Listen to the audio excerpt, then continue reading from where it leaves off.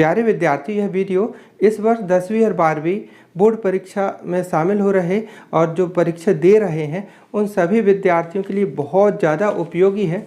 यदि आपका किसी कारणवश कोई पेपर बिगड़ गया है तो भी यह वीडियो देखना चाहिए। जो बदलाव होने वाला है, बहुत बड़ा बदलाव होने वाला है आपकी बोर्ड परीक्षा के पैटर्न पर, उसकी एक एक करके बिंदुवार जानकारी देंगे, तो वीडियो पूरा देखिएगा। हाँ, पहली बात ये चर्चा कर लें कि आपका पेपर यदि बिगड़ गया है तो आप सीधी सी बात, पहली बात तो ये कहूँगा कि जो बिगड़ गया, जो खो गया, उसके बारे में ना सोचिए। जो हो गया, आपने पढ़ाई की, किसी कारणवश भाई अब नहीं कर पाए, कोई समस्या आ गई है ना, परिस्थिति, कई बार तबीयत खराब होने के कारण भी कुछ विद्यार्थियों के पेपर बिगड़ जाते हैं, तो भाई हो गया।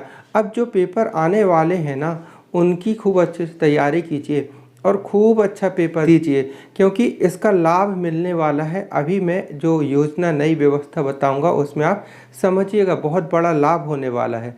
देखिए, जो अभी बहुत सारे विद्यार्थियों के कमेंट आ रहे थे कि सर मतलब 2 बार बोर्ड परीक्षा होगी क्या, इस विषय में बहुत सारी बातें हैं, तो आप इस विषय में वीडियो लेकर के आइए। देखिए, जब तक कोई ठोस आधार नहीं मिल रहा था मैं इस संबंध में वीडियो नहीं ला रहा था, क्योंकि देखिए हवाई बात करने का हमारा कोई मतलब ऐसा आज तक रहा नहीं है, क्योंकि आपका विश्वास हमारे लिए बहुत ही महत्वपूर्ण है। आपका विश्वास और प्यार बहुत मूल्यवान है, इसलिए जब हमको कुछ विशेष जानकारी मिली तब हम आपके पास ये वीडियो ला रहे हैं। तो प्यारे विद्यार्थियों, इस मतलब ये चल रहा है इस बार कि बोर्ड परीक्षा 4 महीने बाद दोबारा होगी और सप्लीमेंट्री ख़त्म हो रही है। तो क्या है यह व्यवस्था, इसके बारे में पूरी जानकारी बताते हैं। देखिए, इस व्यवस्था को, जो बोर्ड परीक्षा में जो बदलाव ये होने जा रहा है, जो एमपी बोर्ड में जो कार्य समिति है, उससे कार्य समिति से इसको मंजूरी भी मिल चुकी है ना। आप देखे होंगे न्यूज़पेपर वगैरह में। तो इस योजना, ऐसा लग रहा है कि यह योजना इसी सत्र में लागू हो ही जाएगी, ऐसा लग रहा है, ये जो परीक्षा जो चालू है। तो पहले तो ये जान जाइए कि इस योजना में क्या क्या है मुख्य बातें। तो देखिए, पहला पॉइंट तो यही आपको बताऊं कि नई व्यवस्था क्यों लाई जा रही है ना। नई व्यवस्था ये जो है 2 बार परीक्षा की व्यवस्था क्यों लाई जा रही है। तो एमपी बोर्ड के संदर्भ में बात कर रहा हूँ कि देखिए, 3 लाख विद्यार्थी ऐसे होते थे जिनकी सप्लीमेंट्री आती थी, और 5 लाख विद्यार्थी लगभग ऐसे हुआ करते थे औसतन जो फेल हो जाते थे।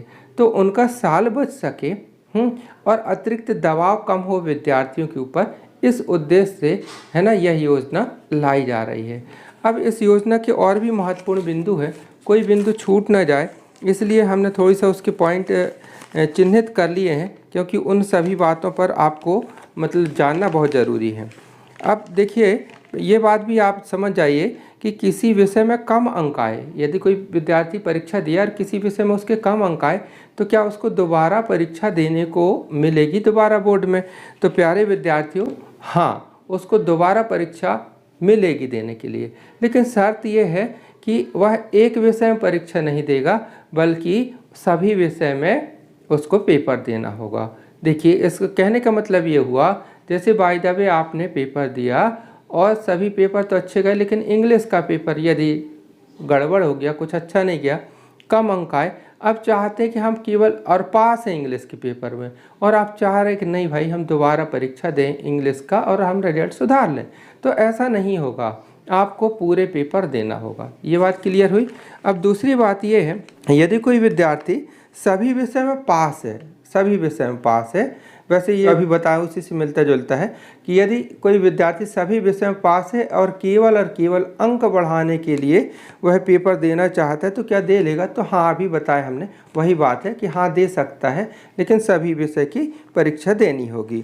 अब यहाँ पर कुछ और बात यह है कि भाई जिसकी सप्लीमेंट्री आई है, सप्लीमेंट्री तो वैसे समाप्त हो रही है, यानी ऐसा बोलूँ कि यदि कोई विद्यार्थी फेल है एक विषय 2 विषय में, तो क्या वह परीक्षा दे सकता है। हाँ, वो सप्लीमेंट्री है तो केवल सप्लीमेंट्री वाला विद्यार्थी ही अपने फेल विषय में पेपर दे सकता है ना। आई बात समझ में कि देखिए, अगर श्रेणी सुधार के रूप में देना चाहते तो नहीं, आपको सभी विषय की परीक्षा देनी पड़ेगी, लेकिन अगर पूरक मतलब 1 या 2 विषय में फेल हैं, तो आप केवल उन्हीं विषय की पेपर दे सकते हैं जिनमें आप फेल हैं।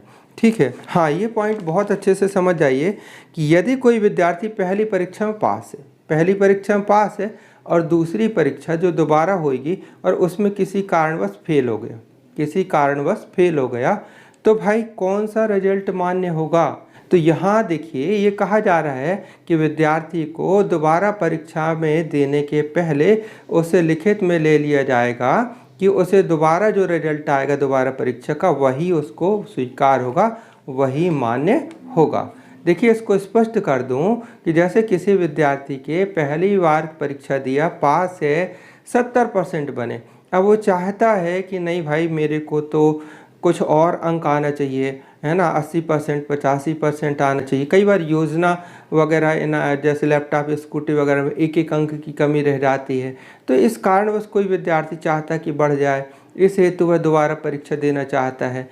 तो क्या उसको मिलेगा? तो नहीं, वो वहाँ पर मिल तो जाएगी लेकिन उसमें जो दोबारा रिजल्ट रहेगा वही मान्य होगा। दोबारा में बढ़ गए तो बढ़ गए, अगर घट गए नंबर 60% आ गए 50% आ गए तो वही मान्य होंगे।